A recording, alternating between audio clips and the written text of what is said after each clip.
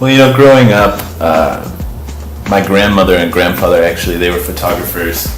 My grandfather studied photography under the GI Bill, and that's where he learned his technique from, and they moved to Austin, Texas, and they opened up a studio there.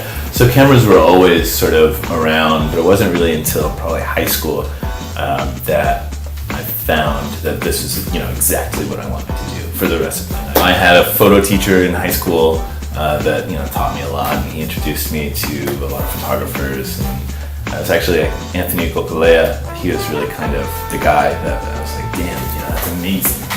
That's what I want to do. I want to work like that. In school, I of course learned wet process, film, view cameras 4x5, everything, the whole shebang. But I feel like the subjects that I try to speak about in my work, it makes no sense to use film.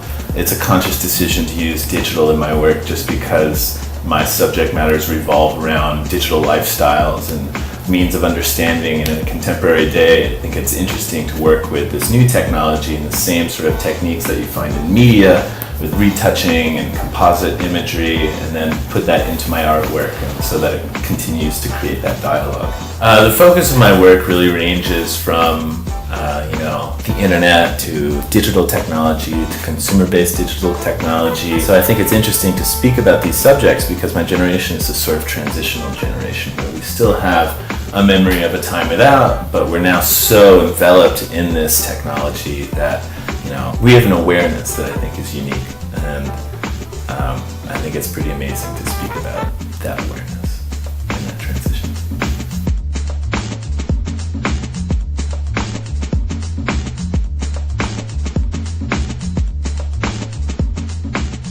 Just moved to Brooklyn in September of last year.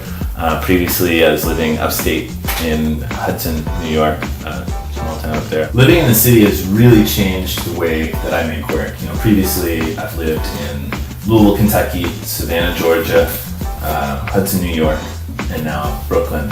It was funny because growing up, I told myself, I'm never going to live in a city smaller than Louisville. I love Louisville, but I just didn't.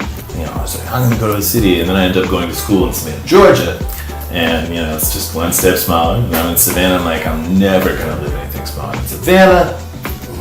Moved to Hudson, New York, this town of like 5,000 people. I'm like, this is it, I can't do this anywhere, there's no smaller. And then I go to Iceland in a village of 400 people for a month. I'm like, okay, this is ridiculous. Then I moved to Brooklyn, and it was definitely, it was interesting because that cone kind of got smaller and smaller and smaller. And then all of a sudden I found myself in this massive place full of people. It was hard. It was definitely something that I had to overcome, figure out how to make work. And I had to reevaluate my process and reevaluate my thoughts. And it took a lot of trial and error. There's a small body of work that I made before Path that I was just trying to get my footing in this crazy place. I'd spent a lot of time here, but living in Brooklyn is totally different from visiting. I'm not in the landscape anymore, so it's like the tools that I love to use so much weren't at my fingertips anymore, and I started experimenting a lot, and I think that has severely influenced this new work Path. So I started fiddling around with a lot with 3D rendering, things that I could do in my home and things that didn't involve the landscape. And I've made this small body of work that I kind of scratched that was all city based, but it's a stepping stone towards this new work.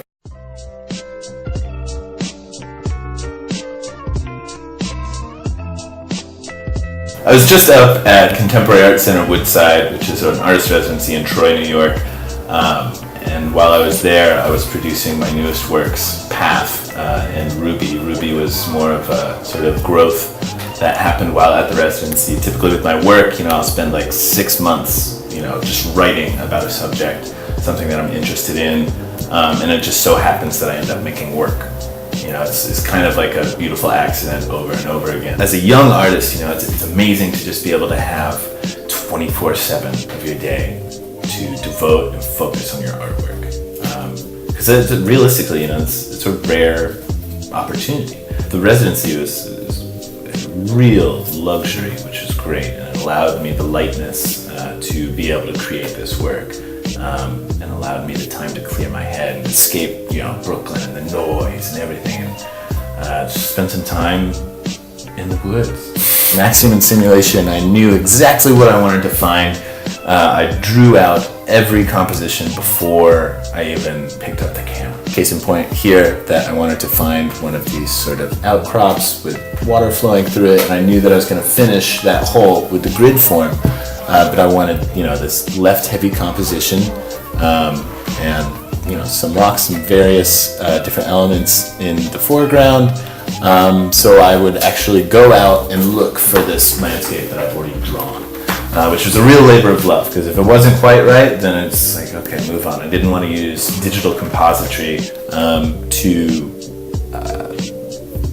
create these landscapes. I wanted that to be real. I wanted that to be actual, something tangible. When I make work, I do, of course, think about the way that the viewer is going to understand the work. And of course I have my intentions when I make the work, and it's obviously an exploration of my thoughts and my practices and my feelings about the subject matter. But what I am really looking for in a viewer is, it's not so 100% important to me that people are like, oh yeah, I see exactly what he's talking about, digital technology and how we relate to our landscape and how it affects our perception of the world around us. It's more, if they ask themselves a question and they spend some time with it, that's what I'm looking for. I'm looking for people to think. I'm looking for people to try to connect the dots,